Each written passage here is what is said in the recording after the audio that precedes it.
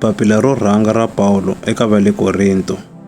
Vakorinto vo sungula ku avanyisa ku sungula. Mina Paulo lo a vitaniweke hi ku rhandza ka Xikwembu ku va muapostolo wa Kriste Yesu na Sostene makwerhu.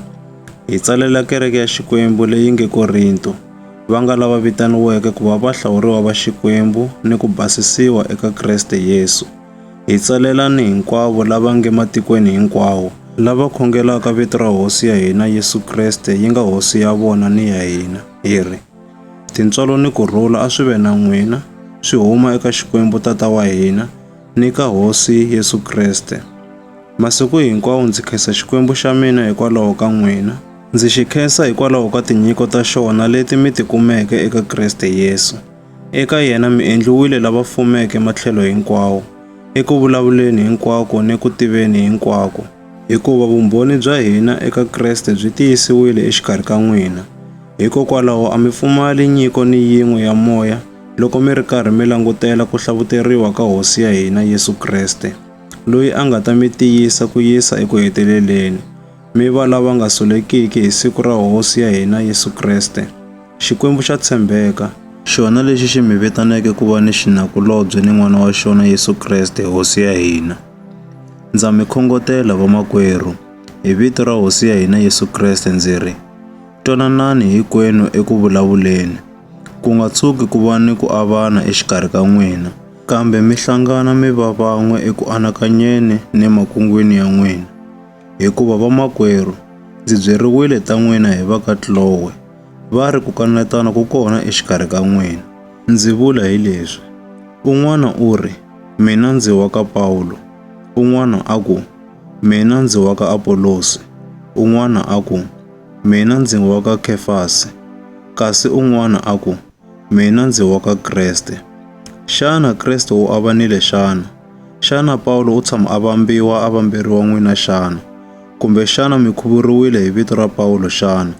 Ndza khensa, hikuva a ndzi khuvulanga ni un'we wa n'wina, loko a nga ri Krispo na Gayo. Hikokwalaho, a ku na loyi a nga vulaka leswaku u khuvuriwile hi vito ra mina.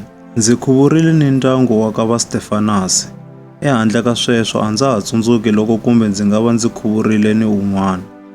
Kriste u ndzi rhumile, ku nga ri ku ta khuvula, kambe ku ta twarisa mahungu lamanene. Naswona, ku nga ri hi vutlhari eku vulavuleni, leswaku xihambano xa Kriste xi nga tshuki xi hundzuka swa hava. Dyondzo ya xihambano i vuhunguki eka lava lovaka, kambe eka hina lava ponisiwaka i matimba ya Xikwembu. Hikuva ku tsariwile leswaku, ndzi ta onha vutlhari bya tintlhari, ndzi bakanya vutivi bya vativi. Yi kwihi ntlhari xana? U kwihi mutsari xana? Loyi a tsakelaka ku phikisana na van'wana hi swa misava leyi u kwihi ke? Xana Xikwembu a xi kombanga leswaku vutlhari bya misava leyi i vuhunguki ke? Hikuva, evutlharini bya xona, Xikwembu xi endlile leswaku vanhu va misava, hi vutlhari bya vona, va tsandzeka ku xi tiva. Kutani swi tsakisile Xikwembu ku ponisa lava pfumelaka hi ku tirhisa swo sweswi vanhu va nge i vuhunguki loko hi twarisa rito. Vayuda va kombela mahlori, Vagriki vona va lava vutlhari. Kambe loko hi ri hina hi twarisa Kriste la vambiweke, loyi a nga xikhunguvanyiso eka Vayuda ni vuhunguki eka vamatiko. Kambe eka lava vitaniweke, hambi va ri Vayuda, hambi va ri Vagriki, Kriste i matimba ya Xikwembu ni vutlhari bya xona. Hikuva leswi vanhu va nge i vuhunguki bya Xikwembu, swi ni vutlhari ku tlula vutlhari bya vanhu, ni leswi vanhu va nge i ku tsana ka Xikwembu, swi ni matimba ku tlula matimba ya vanhu. Hikokwalaho vamakwerhu, anakanyani leswi a mi ri swona loko mi vitaniwa, hi ku vona ka vanhu, lava tlhariheke, ni lava tiyeke, ni lavo chaviseka, a va nga talanga exikarhi ka n'wina.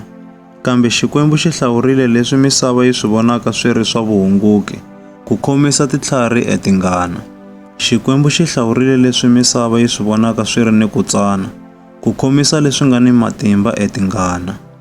Xikwembu xi hlawurile leswi misava yi swi langutelaka ehansi ni ku swi sola, leswi ni ku va kona swi nga riki kona, eku herisa leswi nga kona, leswaku ku nga vi na munhu ni un'we loyi a tidzunisaka emahlweni ka xona. Hi ku endla ka xona mi le ka Kriste Yesu, Kutani hi xona Xikwembu lexi nga endla leswaku Kreste a va vutlhari eka hina. Ha yena hi endliwa lava lulameke, hi hundzuka vahlawuriwa va Xikwembu, hi va ni ku kutsuriwa. Hikokwalaho matsalwa ma vulaka leswaku loyi a lavaka ku tidzunisa, a tidzunisele eHosini.